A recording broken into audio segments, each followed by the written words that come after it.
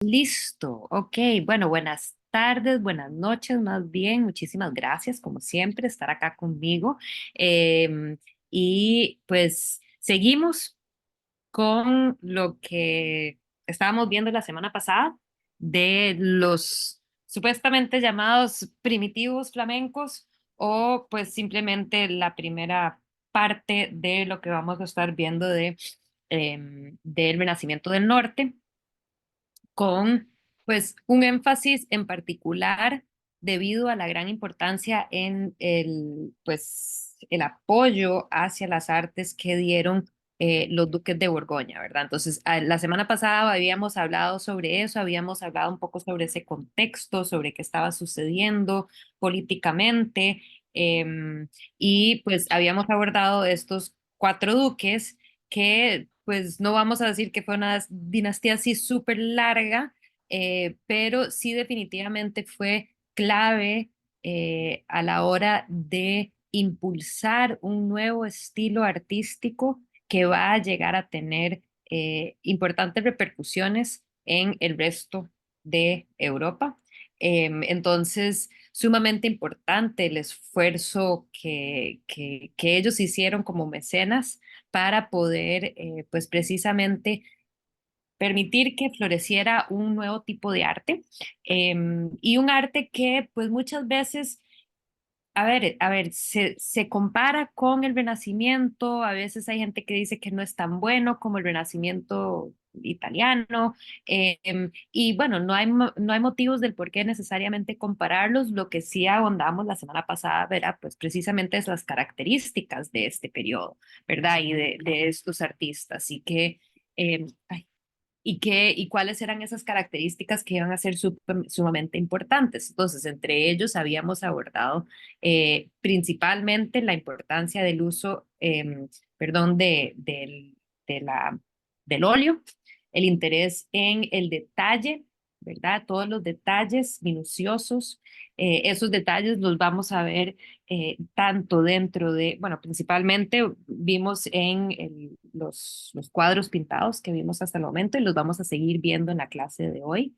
Em, y bueno, para seguir en el orden que tenía, les traía de nuevo el Pozo de Moisés, estas esculturas, para primero abordar o repasar lo de la escultura con Klaus Luther, en donde vemos que así como en Italia, va a haber cada vez más interés en separar la figura escultórica de la arquitectura. Entonces, aunque sigue estando ahí como que metido dentro de este contexto arquitectónico, em, casi que se separan por completo de su nicho, casi que surgen por completo de su nicho, y eso va a ser sumamente importante, va a ser un cambio que se dio, y que va a haber muchísimo interés en esos detalles de las caras, por ejemplo, de las diferentes figuras.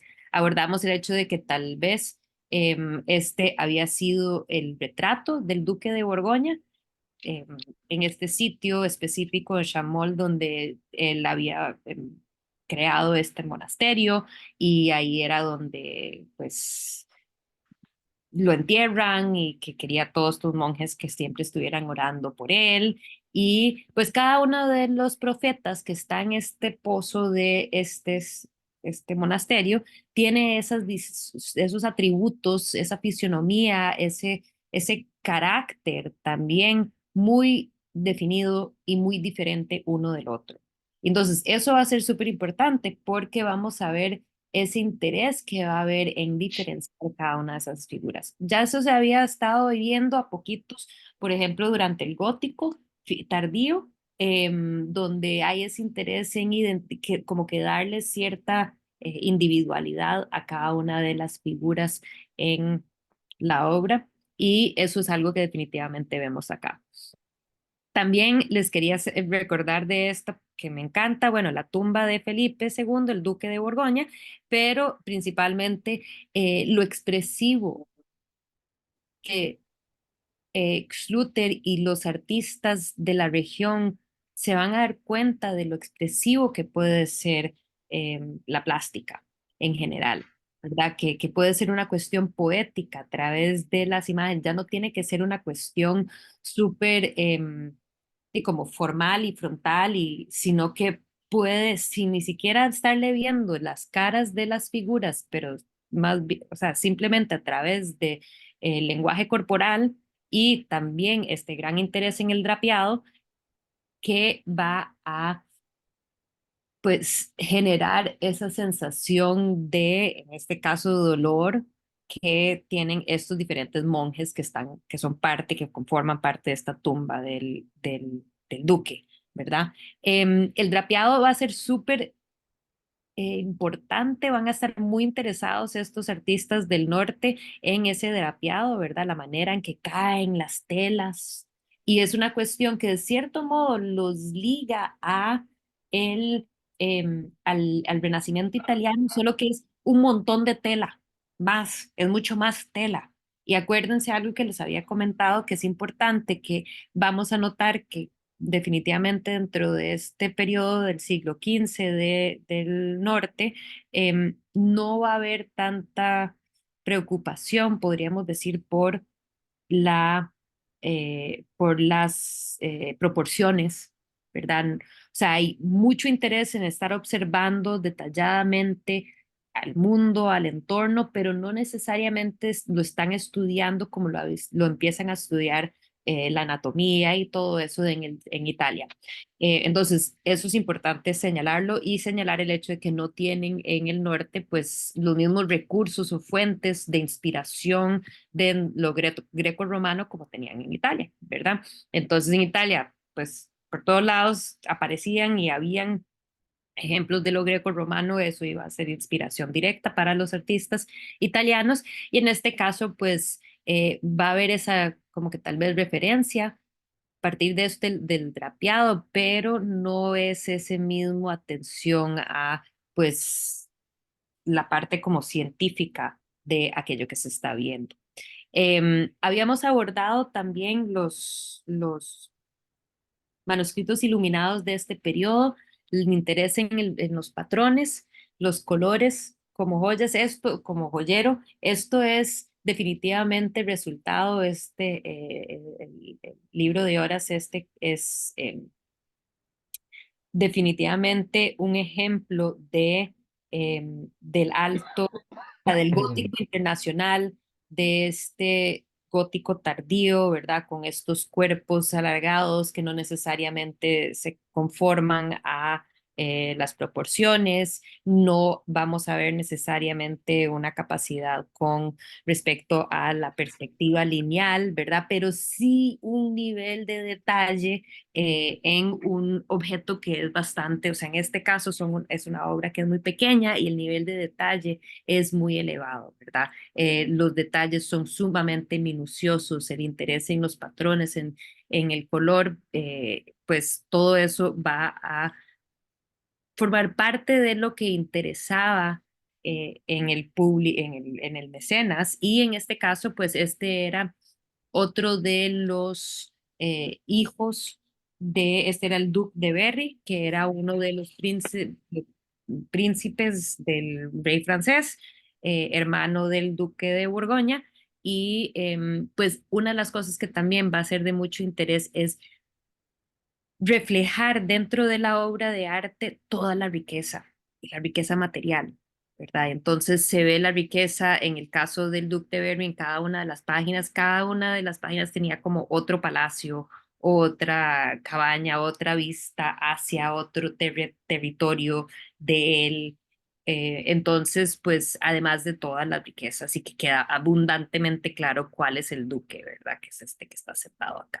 Entonces, pues ese interés en poder reflejar ese materialismo era súper importante. Em, Luego empezamos a abordar ya algunas de las obras que empiezan digamos, a quebrar o de presentarnos cosas nuevas. Aquí todavía estamos ante una obra que utiliza témpera y no, pues, va a ser con pues, la siguiente generación en donde verdaderamente van a explotar el óleo. Pero desde ya estamos viendo ese gran interés en los detalles, entonces habíamos abordado, digamos, de los diferentes detalles, pero no con una capacidad necesariamente de el componente de perspectiva lineal, no es que ellos pues todavía es temprano, todavía eh, no han, no les ha llegado la información de la perspectiva lineal o cónica, pero sí definitivamente cómo van a ver dentro de la escena elementos de detalles minuciosos que fueron importantes para el público que veía la obra, interés en integrar, por ejemplo, la arquitectura del momento, eh, o el interés en tratar elementos de detalles de la historia que van a contar la narrativa, como por ejemplo el hecho de que San José, perdón, está muy sediento y entonces está tomando, mientras la Virgen en la huida de Egipto está ahí acurrucando al niño Jesús. Y este detalle que a mí me encanta, que es muy simbólico y que en ese simbolismo ya es donde verdaderamente sentimos y vemos esto del Renacimiento del Norte, que es esta escultura pagana que se ha quebrado, que ha caído y se ha quebrado del pedestal en donde había estado, aquí al final de este camino, precisamente como símbolo del hecho de que pues ha acabado este periodo pagano y hemos ingresado a este periodo ya con el nuevo Mesías y pues a una era de salvación, ¿verdad? Em, Creo que la semana pasada nos quedamos en esta, si no me equivoco, hablando sobre Robert Campin y el tríptico de la Anunciación, o conocido también como el altar de Merode, el altar de Merode. También les había comentado cómo él se llamaba por mucho tiempo el maestro de Flemal, que precisamente tenemos muy poca información de muchos de estos artistas, ¿verdad? Entonces, hoy en día los conocemos, son maestros de los que se estudian, los más importantes, pero no fue hasta el siglo XIX que los empezaron como a escarbar de los registros y a encontrarlos. ¿Por qué? Pues un punto que es muy clave y que em, tal vez han escuchado, no hemos llegado a ese punto en la historia todavía en el Renacimiento de Italia, pero va a ser gracias a un texto redactado durante el Alto Renacimiento de Giorgio Vasari sobre la vida de los artistas que conocemos tanto sobre los artistas del Renacimiento italiano, porque pues Giorgio Vasari, muchas personas lo consideran el padre de la historia del arte, fue uno de los primeros en dedicar gran esfuerzo a pues hablar sobre la vida de los artistas. No habla sobre los artistas del norte, estos artistas. Entonces, desconocemos muchos de los detalles, pero han hecho trabajos en búsquedas, registros, archivos y tal para pues ir reconstruyendo un poco sobre estas personas. Lo que sí sabemos es que estaban en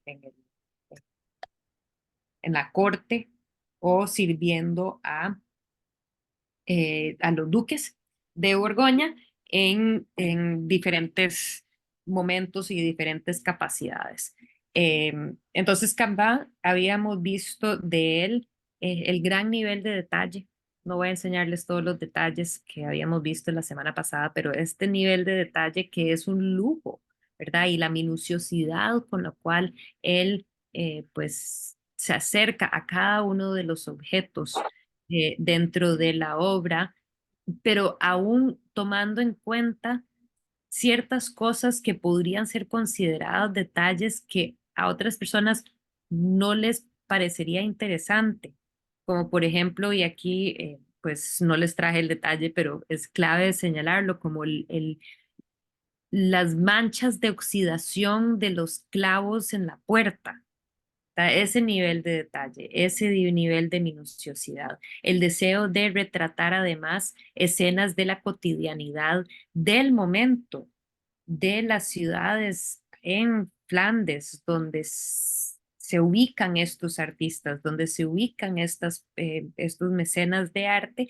pues la idea es precisamente insertar las historias bíblicas, los mecenas, que en este caso están presentes en la obra, e insertarlos dentro del mismo contexto en el que ellos viven en la actualidad, para como que ellos se puedan imaginar, ok, aquí estamos nosotros, estamos en el exterior, este es nuestro mundo, pero eh, en este caso a lo interno, pero es el interno de esta habitación, estás llevando, se lleva a cabo esta anunciación, pero a lo interno también es como a lo interno espiritual, ¿verdad? Y entonces la idea es que tengamos estas imágenes para ayudarnos en la meditación. Es muy diferente a los iconos, o sea, no es igual, no tenían esa necesidad de ayudar a llevar a la espiritualidad necesariamente de esa misma manera, pero definitivamente, pues hablamos de eso la semana pasada, de cómo el ojo continuamente está moviéndose, viendo todo el montón de detalles y que además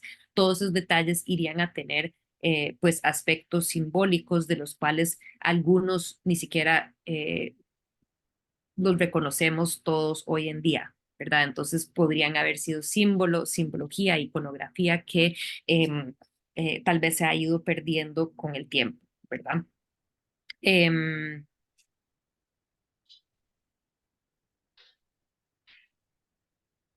ok, entonces ya aquí estamos con nueva obra. No sé si alguien tiene duda, pregunta, opinión, comentario.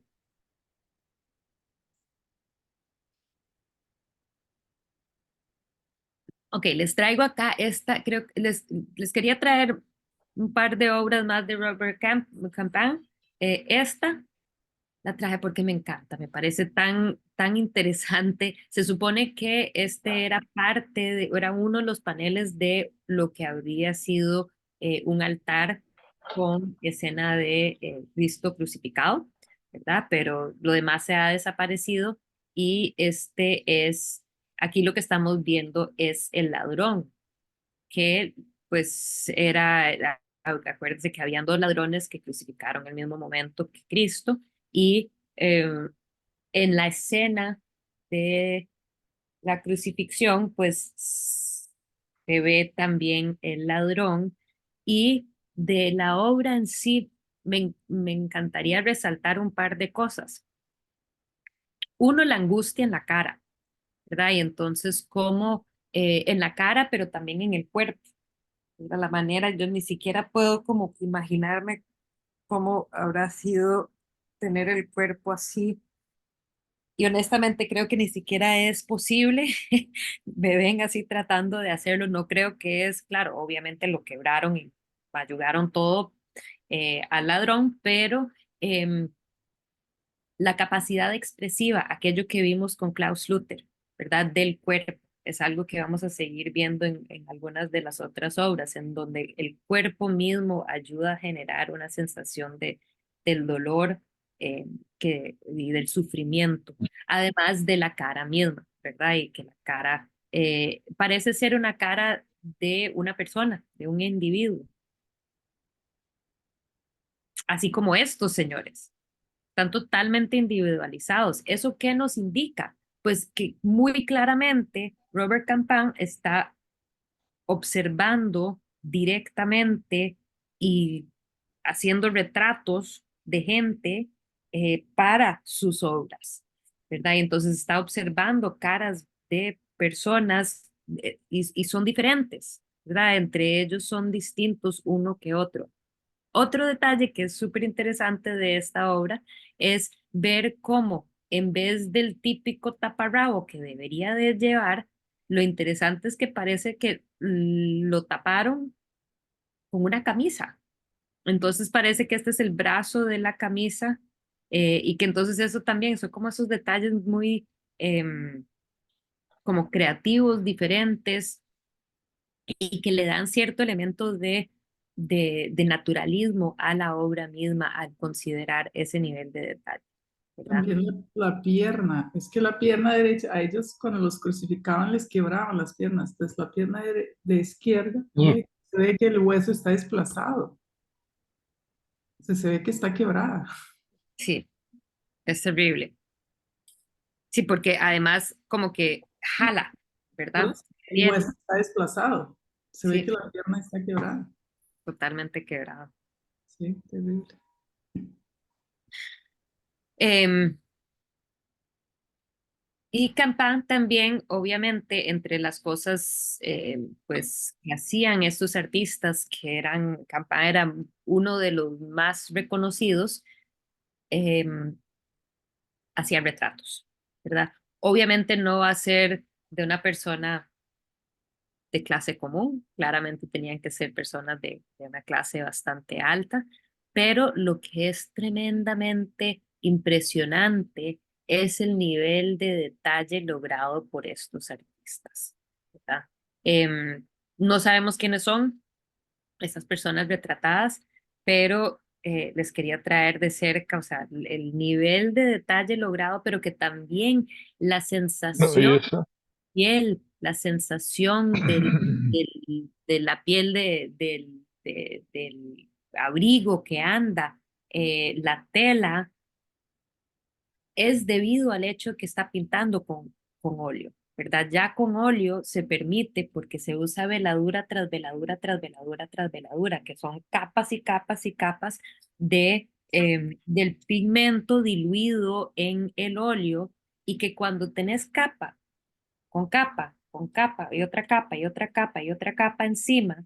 Y definitivamente los artistas, los primitivos, si dicen que posteriormente durante el Alto Renacimiento del Norte no se dedicaban tanto tiempo a tener tantas capas de tantas veladuras, por lo que a veces como que no reflejan tanta, no parecen emitir tanta luz. ¿Y por qué es que parece el cuadro que emite luz misma? Pues precisamente, imagínense que tengo capa, capa, capa, capa, capa, capa, capa, ¿verdad? De la veladura y lo que sucede es que literalmente la luz penetra y como que refleja, ¿verdad? Y entonces tiene todo ese, como que esas capas para ingresar, entrar y volver a reflejar la luz y por ende da la sensación que las obras mismas están iluminadas.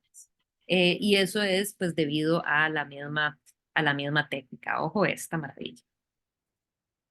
El nivel de capacidad para, para poder pues, no sé, siento yo la carnita de la cara de esta mujer, ¿verdad? O sea, se siente ahí viva, como que si la pudiera tocar literalmente en tres dimensiones, se siente esa ilusión de tridimensionalidad, es increíblemente convencedor en estas obras. ¿Verdad? Además que a mí me parece fantástico, siempre no sé si ustedes se acordarán cuando vimos la temática del siglo XX, que a mí cuando hay juegos con pintura blanca, ¿verdad? Y entonces este hábito que anda la mujer, supongo que no es hábito porque eso solo sería si fuera monja, y aquí no necesariamente es monja, pero este juego con lo monocromático, ¿verdad? Y con el blanco, con los diferentes tonos que se logra y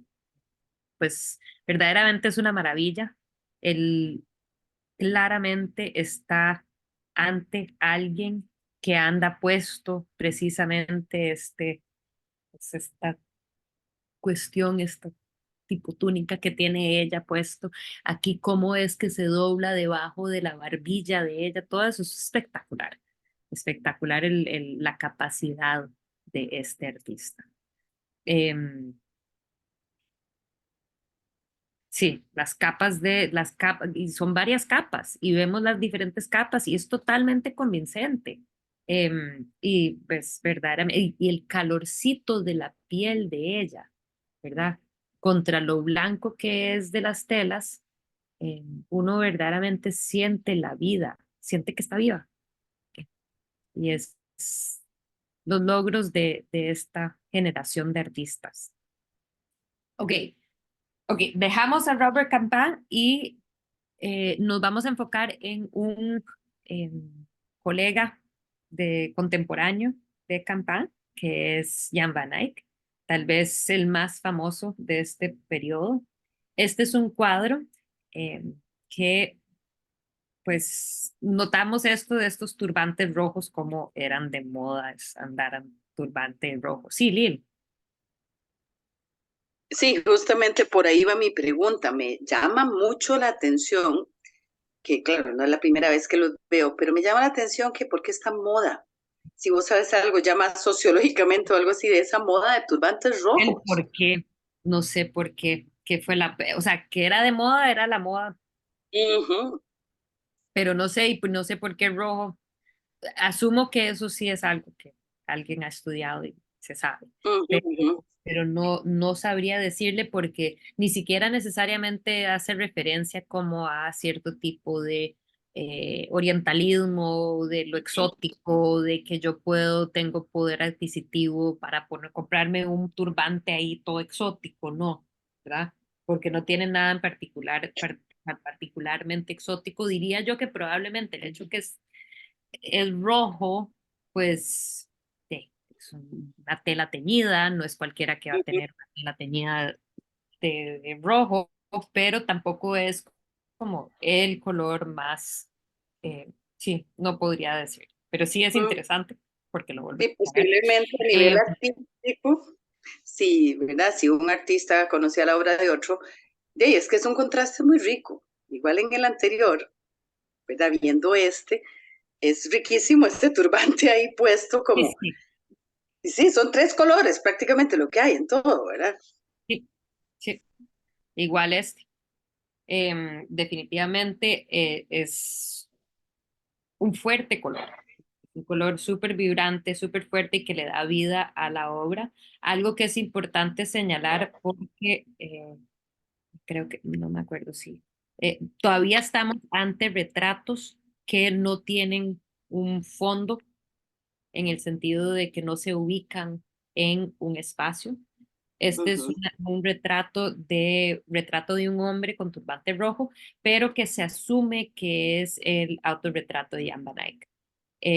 Entre las cosas que son fascinantes de esta obra, ya ahorita yo les voy a enseñar más de cerca el detalle de este cuadro y que me dice, pucha, es que qué increíble es esa capacidad de poder registrarse, además, porque se están viendo ellos mismos, ¿verdad? En un espejo para pintarse. Pero entre cosas que son súper interesantes es, uno, notan que hay inscripciones en el marco, ¿verdad? Tanto abajo como arriba, y parece ser tallado en el marco, ¿verdad? Parece que alguien agarró una gubia y como que talló lo que está ahí, tal vez luego como que lo pintó de alguna manera, lo oscureció. Pero en este caso no es tallado, sino que pintado. Toda la inscripción fue pintada, pero lo hizo él a propósito de tal manera que pareciera que fuera, que tiene como relieve, ¿verdad? Entonces uno como que siente el relieve porque está tan interesado en los efectos de la luz. Y lo otro que es súper interesante y que, bueno, algunos de estos artistas uno podría decir que no son los más humildes del mundo. Además, Jan van Eyck había sido parte de la corte del duque de Borgoña y tenía un cargo muy elevado y lo mandaban a él a, pues, a representar al duque en diferentes ocasiones. Entonces, era una figura que además, pues, además de creerse súper importante como artista, cual fue, también tiene este papel importante en la corte por unos 10 años. Y entonces aquí arriba está inscrito que dice, que simplemente dice como puedo. Y que eso es interesante porque se relaciona directamente a unas inscripciones que se solían integrar siempre en los manuscritos de los copistas durante la Edad Media, que ellos escribían siempre como puedo, no como quisiera, en una seña de humildad, o sea, que son humildes, de que dicen que esto es mi mejor esfuerzo, esto es lo que pude hacer, pero no es como quisiera porque yo quisiera poderlo hacer mejor. Entonces, es interesante porque parece hacer referencia a esa inscripción muy común en manuscritos, en obras copiadas, sino que simplemente dice, esto es como puedo y como que eso es suficiente y es excelente y es lo mejor, ¿verdad? Como que le falta la segunda mitad de la frasecita. Pero ojo, el nivel de detalle que ha logrado el artista. ¿Verdad? Súper sombrío el cuadro en sí. Vemos un artista que es una persona muy seria, que nos está mirando, pero sentimos que nos podemos, yo preparando la clase y me quedaba viendo tamaño rato y como que tratando de dialogar con Jan Van Eyck y entendiendo un poco más sobre esta persona. Ojo el nivel de detalle, por ejemplo, hasta que se ven como que las venitas rojas en el ojo, en este ojo en particular, pero bueno, en los ojos, lo cual obviamente hace referencia también a su profesión, ¿verdad? Del el uso tan extremo de los ojos, ¿verdad? Y que me imagino hay que tomar en cuenta que no es que tenían, como tenemos ahora, la posibilidad de iluminar todos los espacios a como quisiéramos tenerlo iluminado. Entonces, el esfuerzo que tenía que hacer los ojos y cómo se debieron de haber, pues definitivamente, eh, esos ojos pobres exhaustos y aquí, pues aquí le estamos viendo todos los detallitos de cada una de las arruguitas que tiene. Y no solo eso, sino que la barba que le está creciendo así como si fuera de un día, sin haberse rasurado, ¿verdad? Entonces se ven ese nivel de detalle en estos, en la obra de estos artistas, ¿verdad? Esta es la búsqueda de ellos. Ellos quieren poderse enseñar al mundo que lo pueden lograr. Y nuevamente, importante señalar que no se lograría con témpera.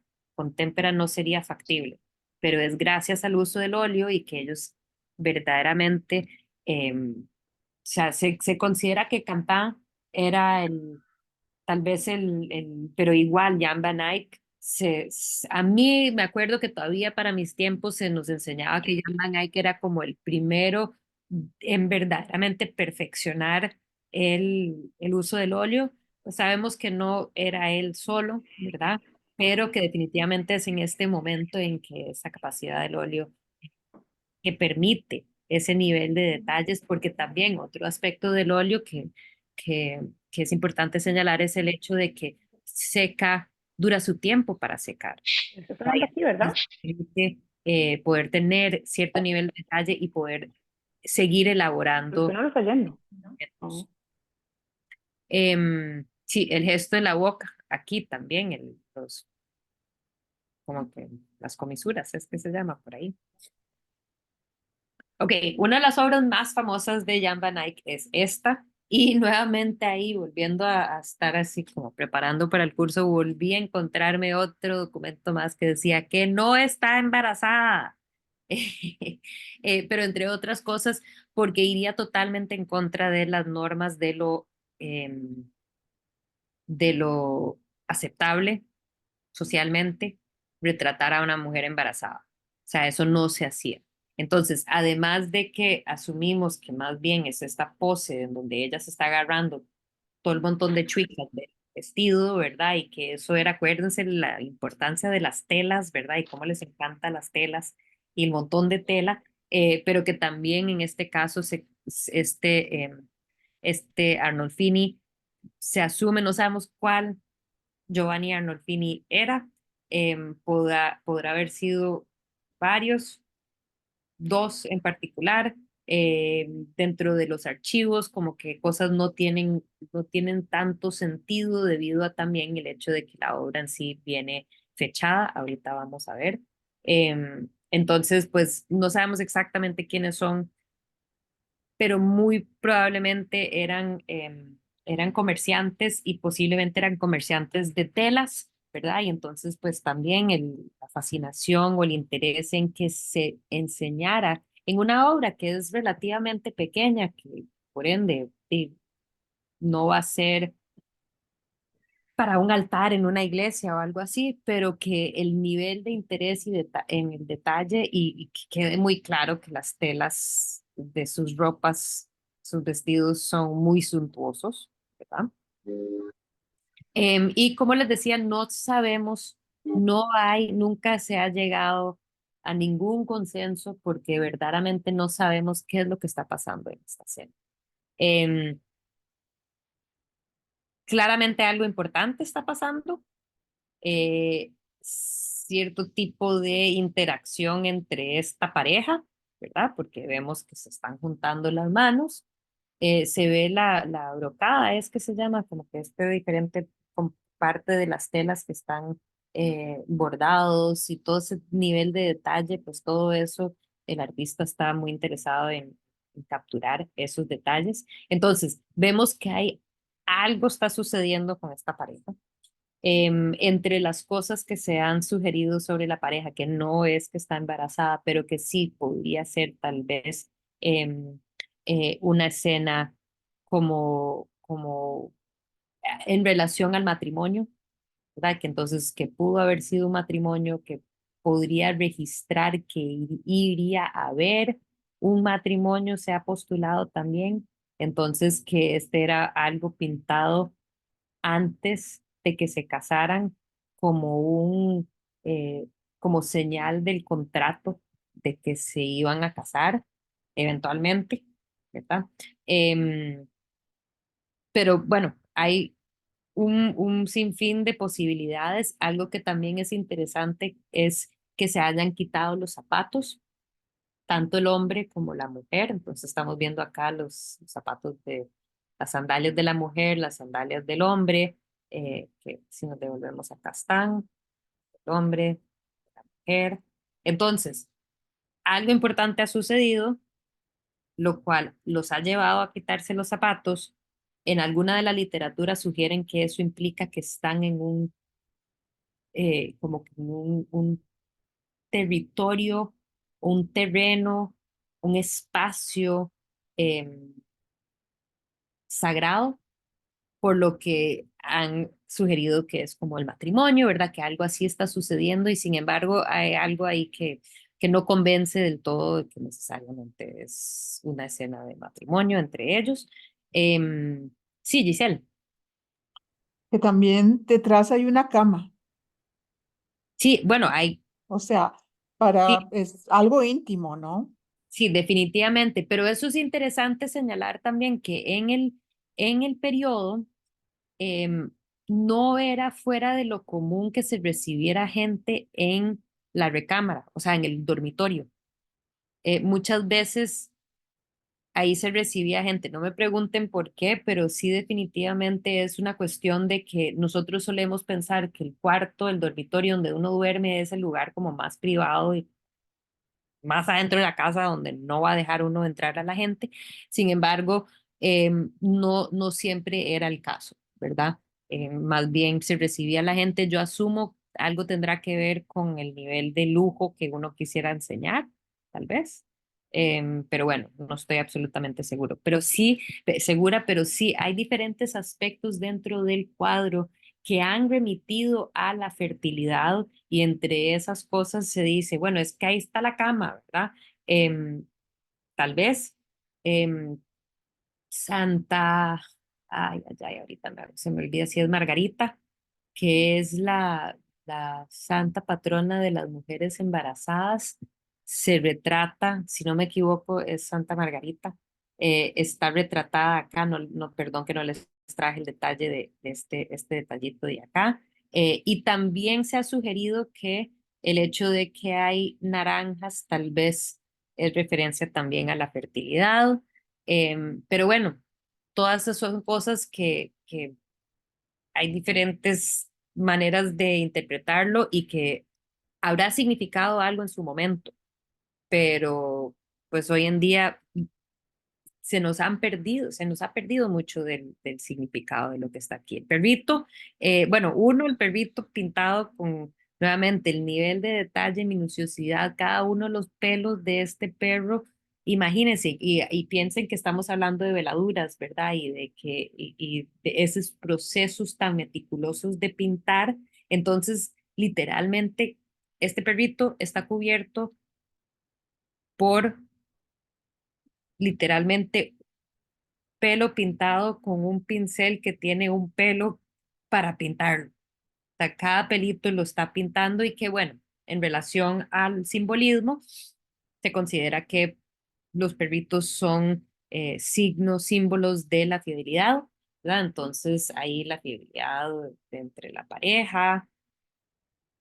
em, entonces, bueno, ese nivel de simbolismo es fácil de leer. Aquí podemos verlos a ellos, ver los atuendos que andan, ver el nivel de detalle de estas caras y de lo que andan puesto cada uno de ellos. Em, Laura, la mano del hombre parece que está como haciendo una bendición, siento yo. Exacto, como una bendición, pero también se ha dicho que tal vez es como que hay como una aceptación, también se ha dicho, ¿verdad? Entonces, ¿será que la está bendiciendo? ¿Será que hay como que sí, yo juro que me voy a casar con ella, ¿verdad? O sea, que no, literalmente es algo muy confuso porque no sabemos por qué está así. Habrá motivo, pero no hay consenso definitivo de lo que está pasando acá. Sí, Lil. Sí, qué curioso que dijeras eso, porque la primera vez que yo vi esta obra en mi vida, que no recuerdo si fue en un libro, en la clase o alguna cosa, mi primera impresión fue, este es como el papá bendiciendo a la hija que le va a casar, Ajá. como que él la estuviera entregando. Miras qué raro.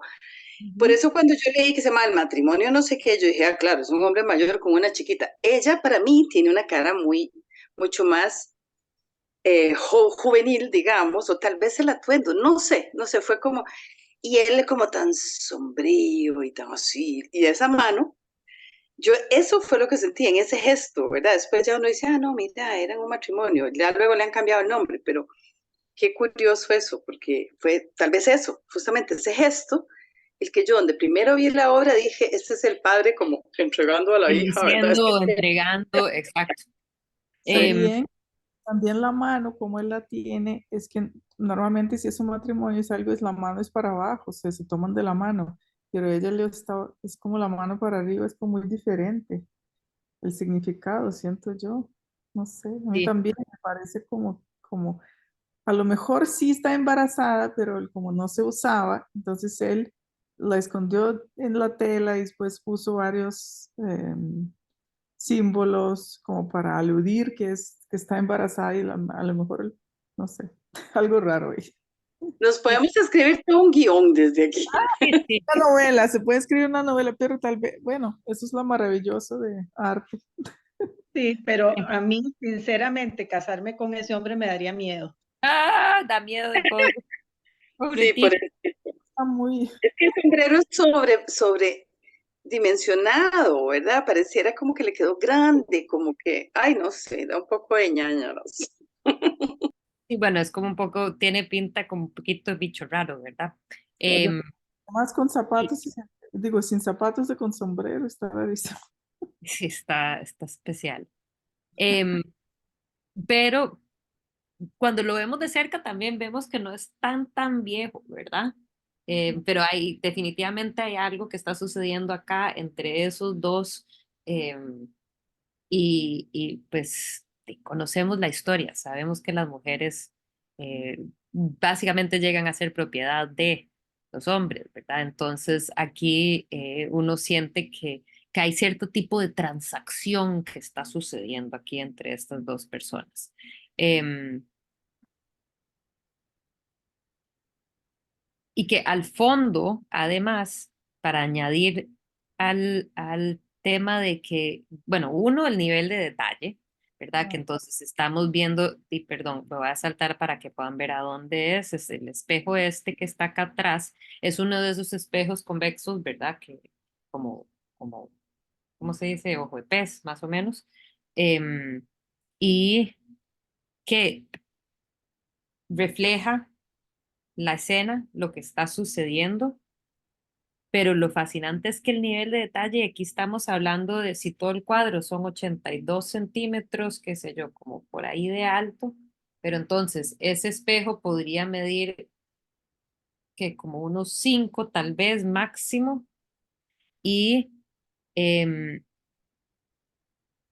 y si se dan cuenta, el espejo está rodeado por las escenas de la Pasión de Cristo.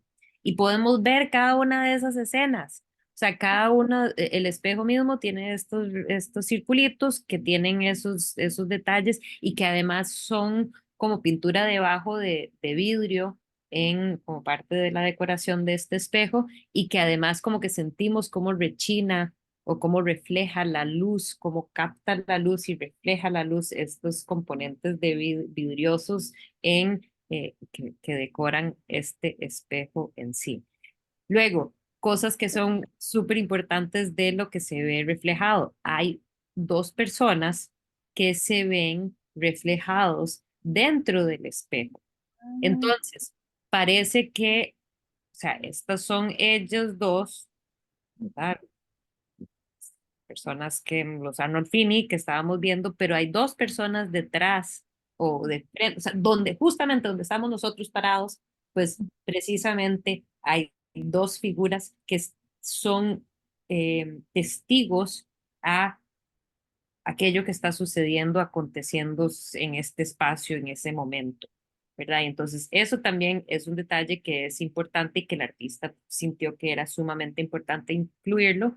Y él mismo también, aquí quería enseñar un par de cositas. Ah, bueno, aquí podemos ver a la santa que les decía, la patrona de las mujeres embarazadas, pero aquí dice Johannes van Eyck Fittig que estuvo aquí y aquí vemos la fecha, ¿verdad? Y entonces n-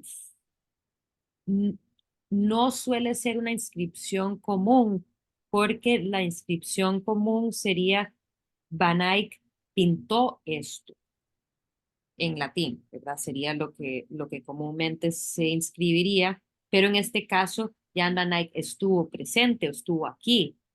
Y eso es interesante porque lo que implica es el hecho de que como que él también fue parte de esos testigos de aquello que se llevó a cabo, que no sabemos qué fue, pero que fue como que el mismo documento, este mismo cuadro, sirvió como documento, como parte de este contrato de lo que estaba pasando ahí en ese momento.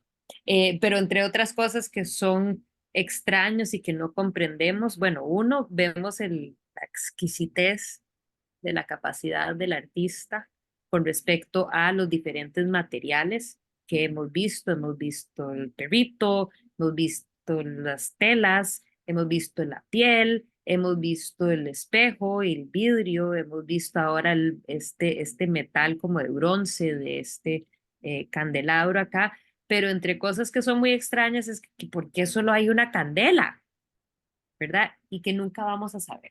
O sea, ese nivel de detalle no sabemos qué, qué pasó aquí, pero que es característico de este periodo, ¿verdad? Y característico de estos artistas. Les señalo también las naranjas, que aquí parte de lo que es.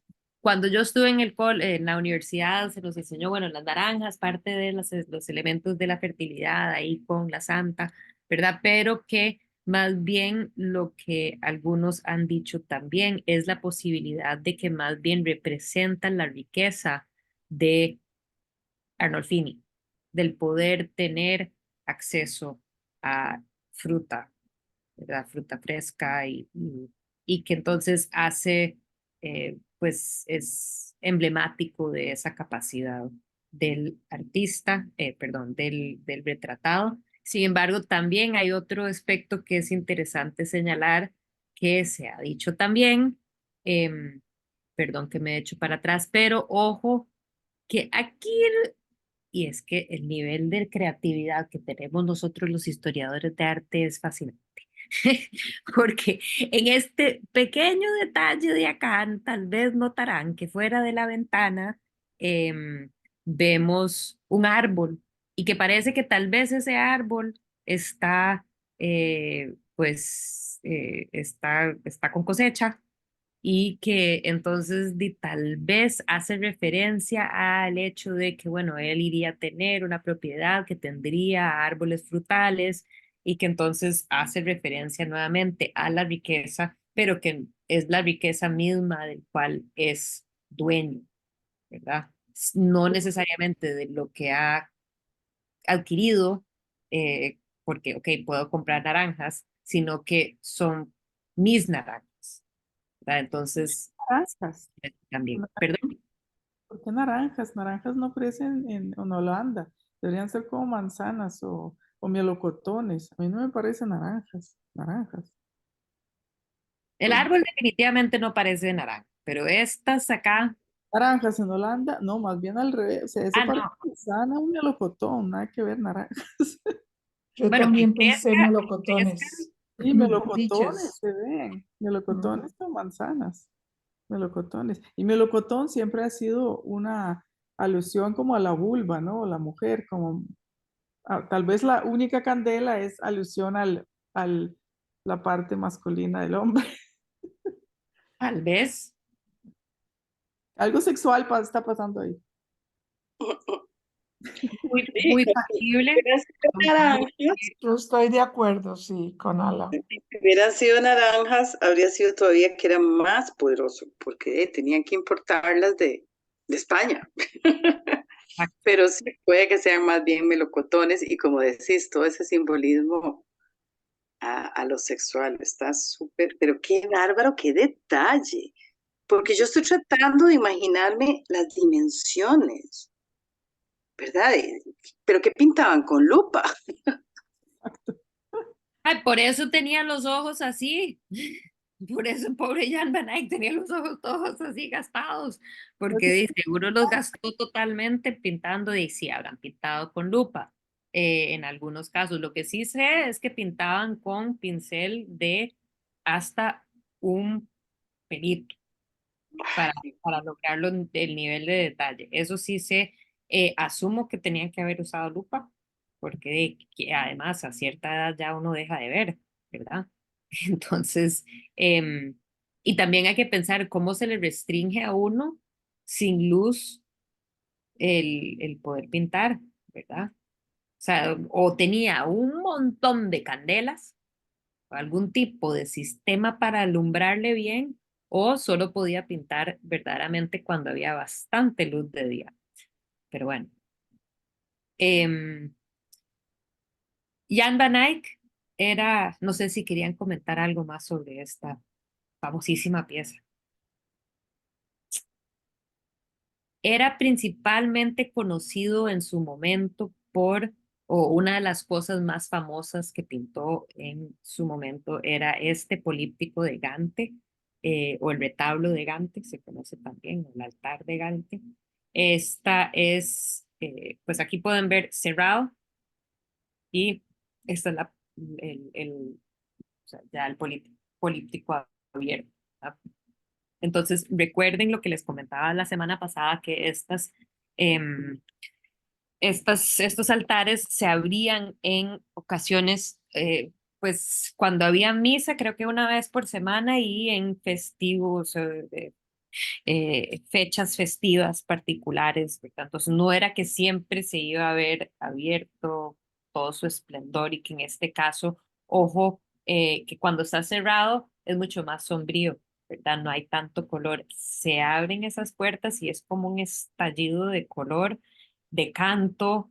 Y bueno, ahorita llegaremos a ver los diferentes detalles de esta fantástica obra de arte. Entonces, primero la parte cerrada, ¿verdad?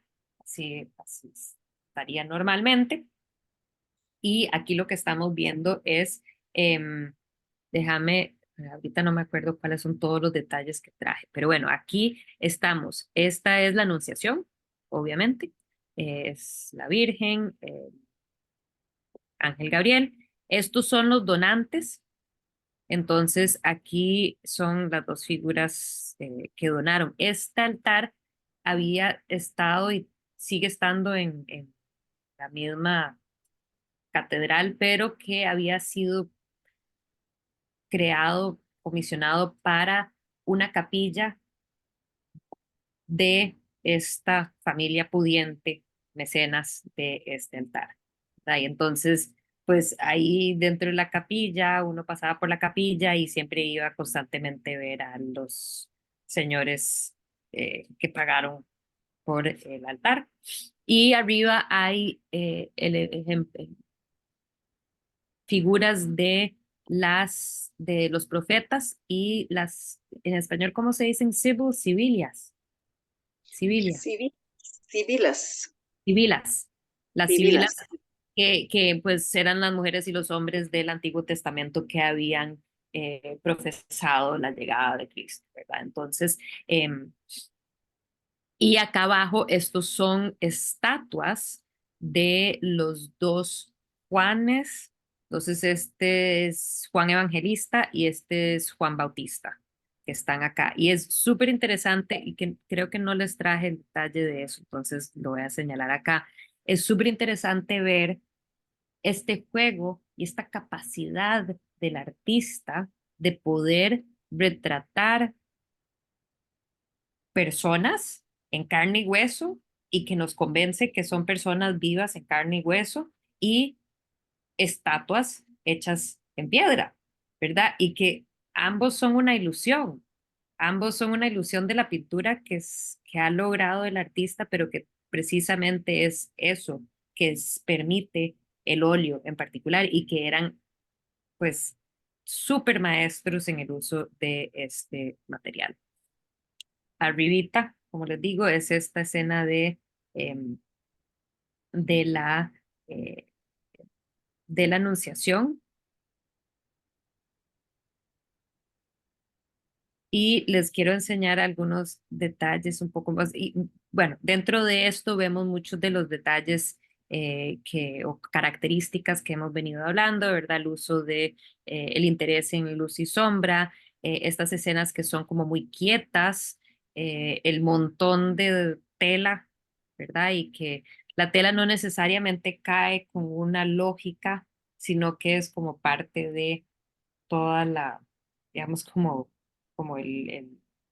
los complementos de las figuras y no necesariamente este interés en ver exactamente cómo caían las telas. O sea, en la antigüedad, la fascinación con el drapeado, pues sabemos lo que tenemos son las esculturas, no tenemos pintura del mundo grecorromano, pero en general, pues se sabe que los escultores y que los artistas trabajaban a partir de trapos, telas que ellos mojaban.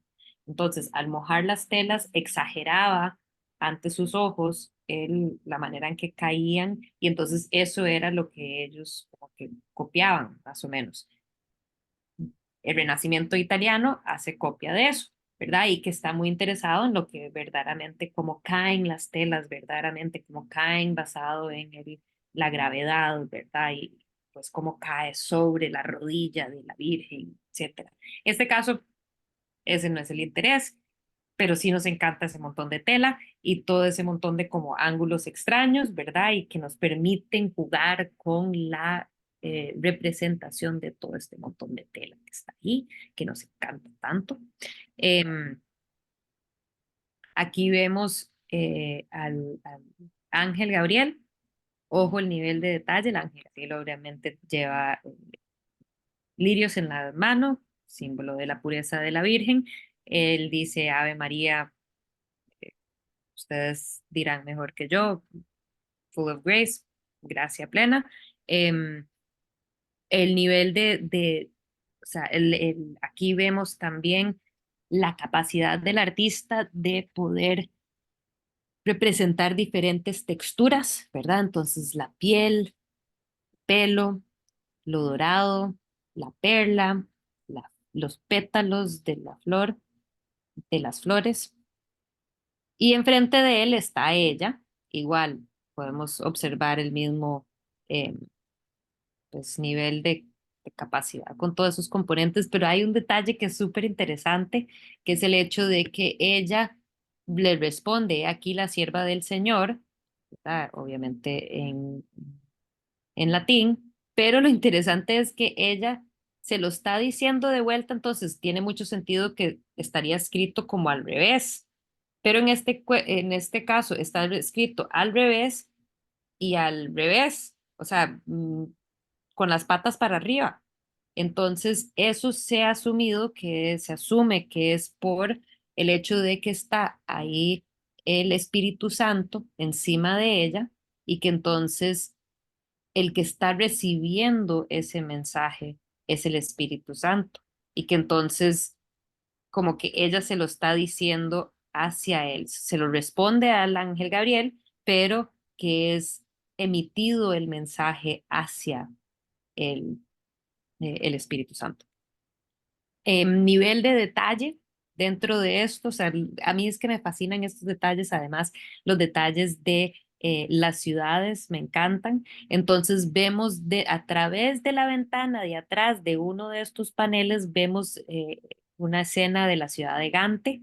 Entonces, pues donde esto mismo se crea, se ha inmerso, entonces estas figuras no se visten necesariamente como si fueran del presente, porque no eran, son pues entes divinos de otra época, pero nosotros que estamos observando y que estamos como que afuera, dis- estamos presentes en aquello que está sucediendo acá, ¿verdad? Esta escena sucede continuamente en nuestras mentes o en las mentes de todos los creyentes, continuamente está pasando. Entonces, esta escena de afuera puede ser San José siglo XXI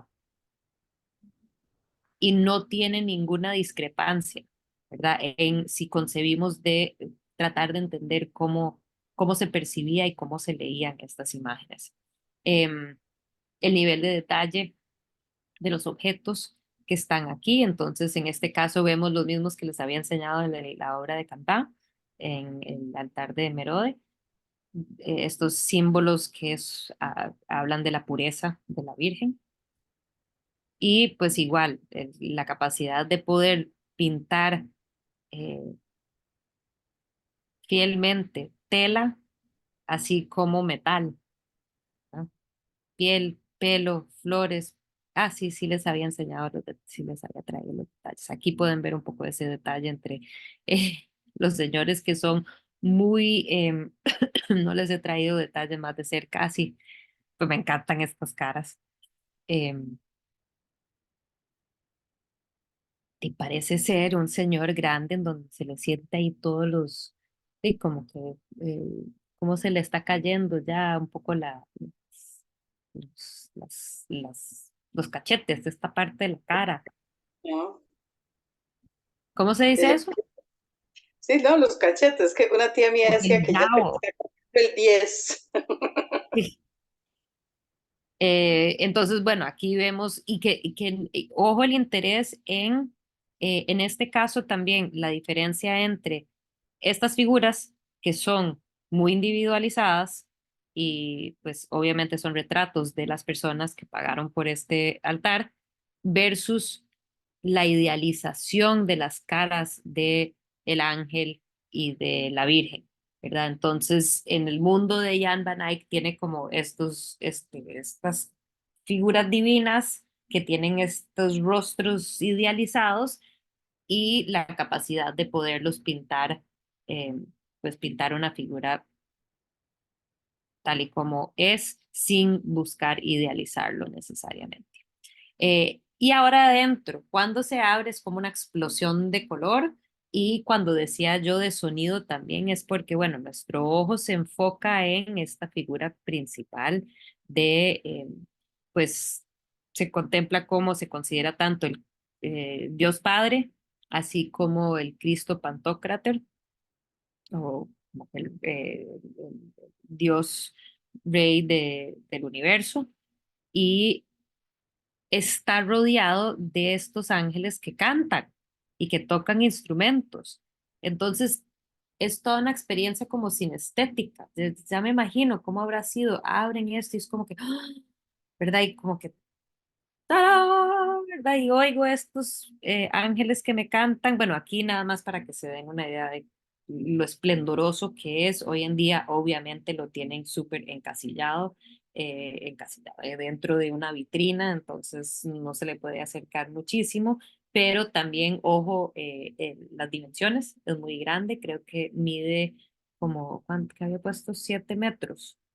De, no, abierto es 350 por 460, pero siento que ese no está correcto. 375 de alto. No, sí, 375 de alto. eh,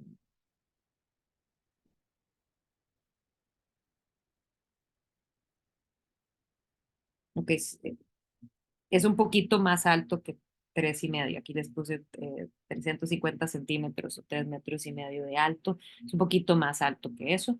Y pues cuando está todo abierto mide casi 5 metros de ancho abierto. Entonces es bastante grande, obviamente.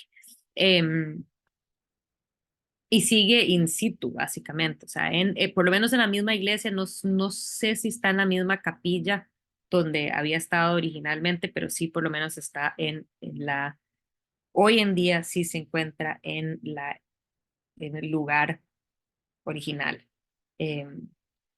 Pero no sin haber viajado mucho, que ahorita les cuento. De todos estos paneles, les comento que todos son originales, menos este panel de acá, que ha sido eh, pues una reconstrucción porque desapareció este panel. Ok, entonces esta es la parte del centro en donde tenés a Dios Padre, San Juan Bautista y la Virgen María.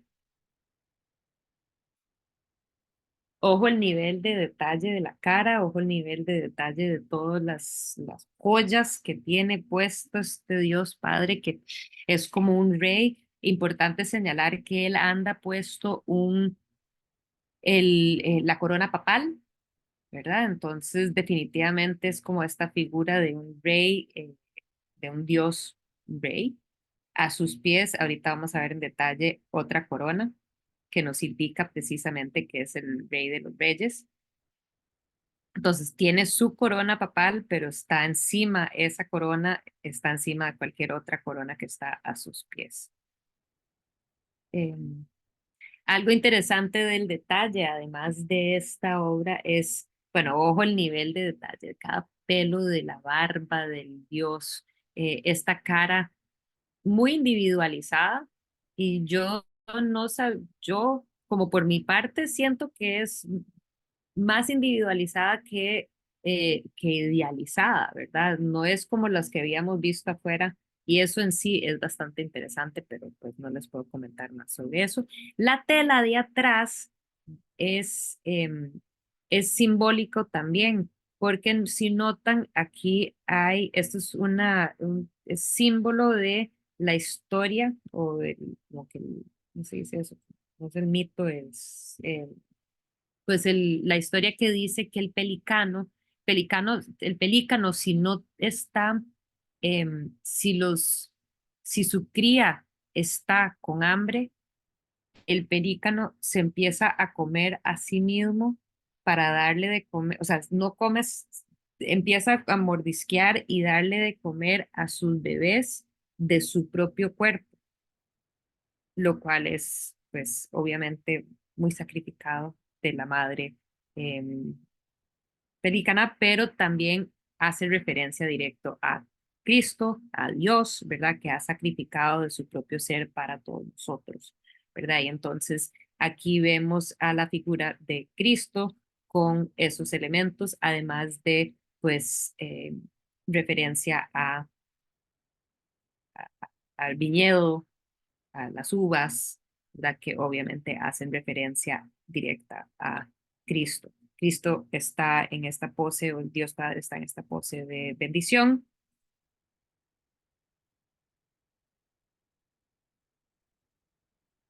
Espectacular, o sea, es espectacular la capacidad del artista.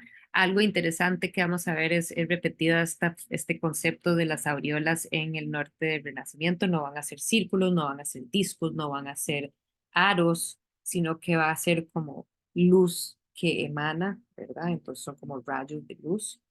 Y pues el nivel de detalle de los metales, de las joyas. Este es o sea, esto, cuando vi el detalle de esto, ahora que volví a montar la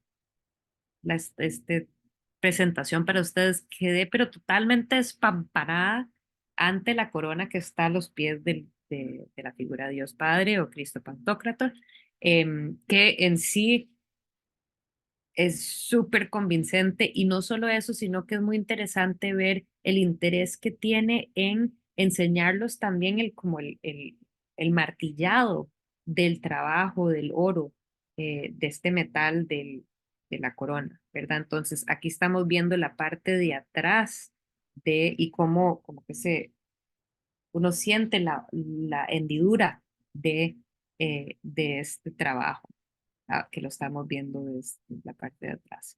Y nuevamente, entonces, es ese nivel de detalle que le interesa a estos artistas del norte.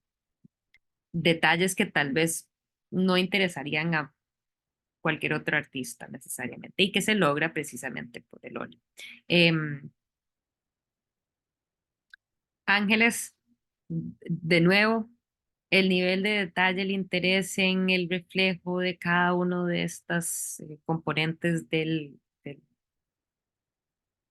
órgano que está tocando. Se dice que probablemente este tipo de detalles de la madera que vemos reflejado, representado en el cuadro mismo, son representativos de cómo habrá sido originalmente el marco.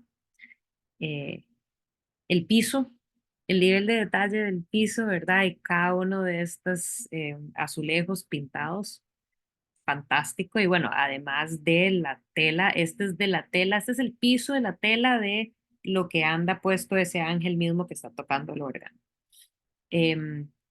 Luego, algo que es interesante, a los costados, me devuelvo un toque nada más para que podamos ver. Aquí estamos viendo, perdón, que no les he definido todas las componentes. Pues las tres figuras que ya les identifiqué, ángeles, Adán y Eva, y abajo ahorita lo vamos a ver, pero básicamente este es el Cordero de Dios que vamos a ver y cómo va llegando gente hacia él. Entonces vamos a ver en detalle esta parte del retablo ahorita, pero que llegan desde caballeros a caballo, ermitaños, que aparecen ahí y que todos van a congregar aquí alrededor del Cordero de Dios. Lo interesante es ver a un Adán y Eva que parecen ser muy gente común, ¿verdad? O sea, podría ser cualquiera, no son caras idealizadas, no son cuerpos idealizados necesariamente, además que de la figura de Eva se ha dicho mucho que ella parece tal vez estar embarazada, uno por, pues, obviamente una panza que parece estar con más hinchada, pero también, y perdón que no les traje el detalle, pero que se le ha marcado esa línea que se le marcan a las mujeres embarazadas, a veces, oscuras que baja por el vientre, por acá. Entonces, pues que ella posiblemente o ya representa el pecado, ya sabemos que ellos obviamente están conscientes de su pecado, ojo cómo está, los dos están penitentes, se podría decir, y tapándose, ¿verdad? Con vergüenza. Algo que se ha dicho mucho de este cuadro y que es muy importante es también ver un cambio que se está dando desde la época de la Edad Media, en el que tenemos a un Dios furioso, ¿verdad? Un Dios que si uno no cumple con los mandamientos, si uno no hace lo que se supone que tiene que hacer, entonces va directo al infierno, ¿verdad? Te acuerdas todas esas imágenes del último juicio y lo mal que le iba a alguien que era, eh, pues que no cumplía con su papel como buen cristiano. En este caso, este es un Dios que se supone que es más, pues más noble, pero también más eh, benévolo, ¿verdad? Y que entonces lo que se dice es que podemos ver la entrada de las ideas humanistas que vienen y que pues precisamente puede ser cualquiera y que por los pecados de todos nosotros estamos ante un Dios que nos perdona, ¿verdad? Y que esa es parte de la salvación. Y esta es la escena del retablo del centro. Abajo, este es el Cordero de Dios. Si lo vemos más de cerca, y estas son diferentes agrupaciones que se acercan. Estos paisajes detrás, a nivel de detalle de los paisajes, es algo espectacular. Aquí este es el Cordero de Dios que tiene una herida, perdón, de donde surge la sangre que cae al cáliz, pero este Cordero no sufre, ya ha resucitado, ya ha surgido. Además, obviamente tiene la luz que emana de él. Estás rodeado primero por estos ángeles y luego me encantan estas agrupaciones. Entonces, estas mujeres, algunos dicen que son vírgenes, algunos dicen que son partes de las santas, pero bueno, son estos grupos de mujeres que aparecen, grupos de clérigos, que también cada uno de ellos diferenciado, cada uno de ellos con su corona distinta, con sus diferentes joyas, ¿verdad? El nivel de detalle es algo espectacular. Este es los que se supone que son tal vez los profetas y otras figuras que llegan a visitar. Siempre me encanta encontrar ejemplos de lo que habíamos visto desde el año pasado, del falso eh, texto árabe o hebreo, ¿verdad? Que pues vemos en este sombrero del tipo de allá. Este es el nivel de detalle, si me devuelvo un toque, nada más para que se den una idea, estamos hablando de esta parte de acá, del nivel de detalle en el paisaje. Entonces, ojo cómo Jan van Eyck básicamente ve todo, es capaz de ver todo. Se decía de Jan van Eyck, por cierto, y usted que preguntaba antes, Lil, sobre si usaba lupa o qué, pero que tenía los mejores ojos, eso era lo que decía la gente, pero que era como que él tenía la capacidad de un telescopio o de un microscopio y que en sus obras, pues precisamente eso hacía, ¿verdad? Porque tiene tanto este nivel telescópico de detalle, así como microscópico casi, que este es el nivel de detalle de la parte verde dentro de esa parte del retablo. Quería terminar esta parte sobre el altar de Ghent hablando, no sé si alguien tenía una pregunta, duda antes de comentarle esta última cosita sobre esta obra. Esta obra era conocida, súper famosa, súper cotejada, se la había llevado Napoleón en su momento y Napoleón la tenía. Después en la Primera Guerra Mundial los alemanes se lo habían llevado y luego, después de la Primera Guerra Mundial, logran devolverlo a Gante, al lugar donde, pues, a la iglesia donde tenían que estar y lo restauraron, pero durante la Segunda Guerra Mundial los nazis se lo llevaron también y pues, lo pueden ver acá que está desmantelado el altar. Y lo tenían desafortunadamente, supuestamente se lo llevaron en 1942 y no lo encontraron hasta 1945 y estaba en una de estas minas de sal en unas pésimas condiciones, pero por dicha sobrevivió. Y esta, no sé si ustedes han visto una película con George Clooney que me gusta mucho, se llama Monuments Men y que hasta la fecha existen los Monuments Men, pero creo que ahora les dicen Monuments, no sé si será Men porque ahora hay mujeres también dentro de esto, pero que es una agrupación dentro de del ejército norteamericano, o sea, norteamericano, estadounidense, que se dedicó durante la Segunda Guerra Mundial específicamente a buscar las grandes obras de arte que los nazis habían saqueado, ¿verdad? Y que los fueron y que los metieron en estos lugares que no eran propicios para el arte, para nada, pero que, bueno, los nazis tenían la intención de despojar todas las colecciones y llevárselas. Y pues este estuvo entre esos. Y los Monuments Men estaban, entre otras obras, particularmente buscando este altar de Ghent. Entonces aquí podemos ver los soldados cuando se lo encontraron con un conservador alemán que se dieron cuenta, bueno, todos los problemas que afortunadamente eran capas de barniz que se habían dañado, pero que era el barniz y no necesariamente los pigmentos por debajo. Entonces hoy en día está en general en buenas condiciones. Dentro de eso que se ha dicho, una de las cosas que no sabemos es si el, el altar está exactamente, y uno lo estudia y uno lo ve y yo se los he explicado así y con la obra de afuera, pero que no se sabe exactamente si así era, porque se había desmantelado tantas veces en su historia que pues no sabemos si se volvió a juntar como se suponía que era originalmente, pero bueno, así lo tenemos hoy en día. Em, Ay, sé que ya casi son las 7:30, pero ¿cómo duré y no logré entrar a Roger Van der Weyden? Y tenía la intención de terminar hoy. Em, no, bueno, voy a empezar. Todo No el sé, detalle. es Digo, que, yo creo que no vale la pena pasarlo muy rápido porque no, nos no, perderíamos de tanta sí, cosa.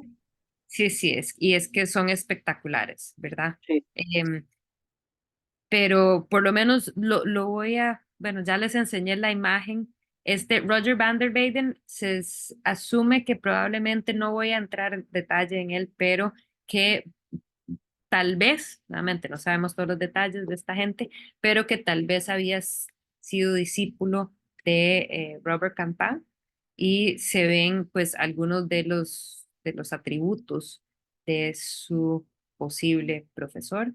Entonces, bueno, creo que lo vamos a dejar aquí para empezar con Van der Weyden la semana entrante.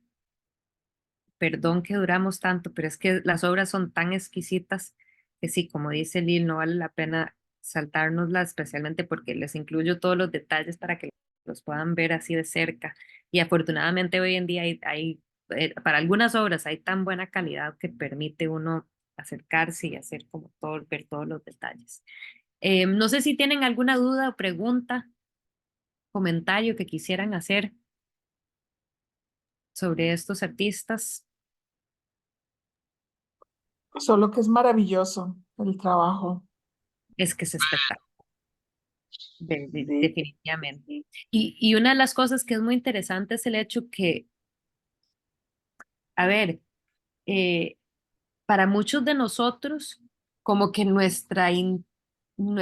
siempre se nos ha hablado y que el Renacimiento es de Italia, ¿verdad? Y como que lo mejor sale de Italia, pero como verá, con respecto al Renacimiento, ¿verdad? Pero vemos que en esos mismos años de lo que estábamos viendo en Italia, se estaba dando cosas espectaculares en el norte también y que son bastante diferentes en sí y que como veremos cuando volvemos a Italia, tuvieron un impacto directo. Los del norte en los de Italia, así como los de Italia tuvieron un impacto directo llegarían a tener ese impacto directo en los de Italia. Pero sí es como una de esas cosas extrañas e injustas porque muchas veces se suele enaltecer lo italiano por encima de lo flamenco y pues, a ver, no tiene sentido hacerlo porque estas son fantásticas, estas obras y la capacidad de los artistas es una cosa de otro nivel. Ujú. ¿Cuánto duraban más o menos haciendo una obra? Que es tanto el detalle. Es que es tanto el detalle y es que no, el detalle y ojo también que estamos hablando de capas y capas y capas y capas y capas de pintura. Entonces, son procesos muy largos, aunque también sabemos que trabajaban en taller, ¿verdad? Entonces ahí tenían sus asistentes y demás, pero, pero sí, para lograr esa luminosidad se requiere la paciencia de Son- tener todas esas capas de veladuras, Y ¿verdad? no usaban modelos ni nada, de verdad, todo lo pintaban de la mente. No, se supone que sí usaban, lo que se dice es que sí, probablemente usaban los modelos para por lo menos las caras, ¿verdad? Porque las caras sí, sí, como veremos, son muy distintivas entre una y otra, son muy diferentes y que dudo mucho que se logre ese nivel de detalle sin tener algún modelo, ¿verdad?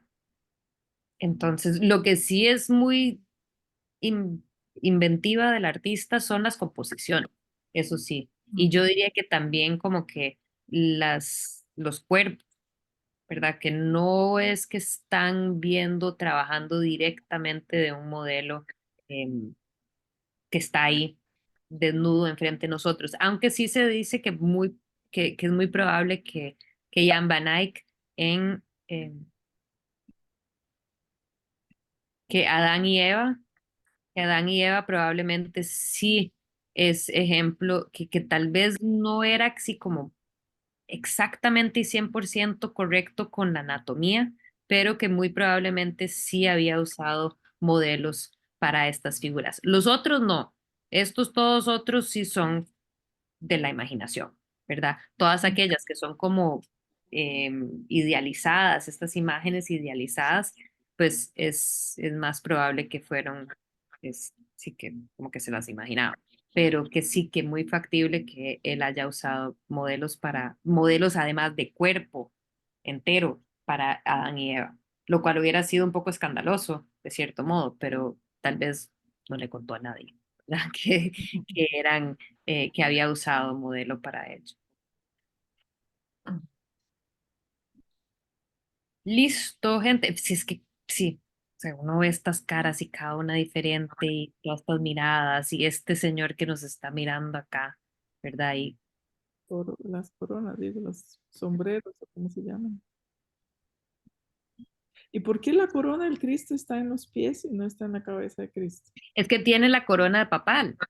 Entonces sí tiene la corona puesta, que es la corona más importante, que es la corona, digamos, la corona representa la corona papal y esta corona que está a sus pies a lo que hace referencia es que él está por encima de cualquier rey.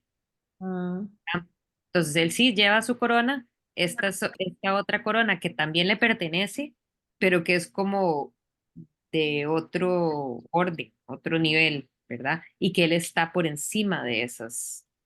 Pero con eso dicho, me parece esta corona, ay, la corona de esta que es una cosa espectacularmente pintada. Ujú, ujú. Entonces, Bueno, muchísimas gracias, gente. Pensé que gracias, Lauren. lograr abordar un poquito más hoy, pero bueno, lo lograremos, seguiremos porque no estamos con apuro. Así No que importa. muchísimas gracias. Gracias. Todo gracias. bien. Buenas noches. Gracias. Buenas noches. Buenas noches. Chao.